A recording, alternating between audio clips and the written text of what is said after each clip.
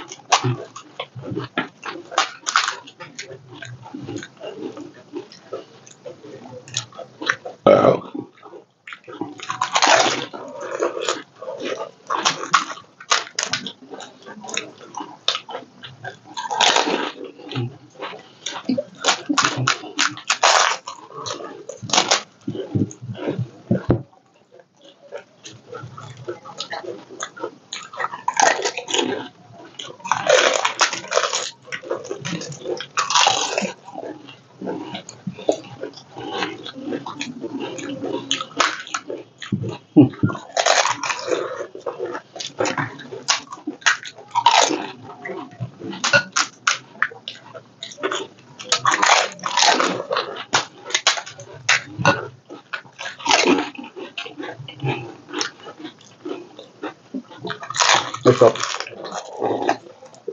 হুম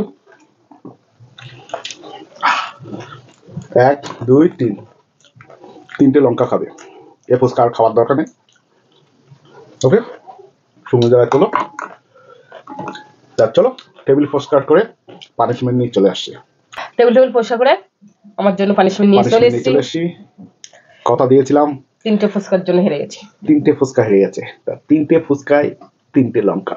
কথা দিয়েছি, কথা রাখতে হবে। চলো ঠিক আছে, নাম্বার 1 শুরু করো, নাম্বার 2 শুরু করো, নাম্বার 3 শুরু করো। এক মাত্র দিয়ে খাওয়া স্টার্ট করো। তো খেতে যখন হবে খাই। 1 2 3 স্টার্ট।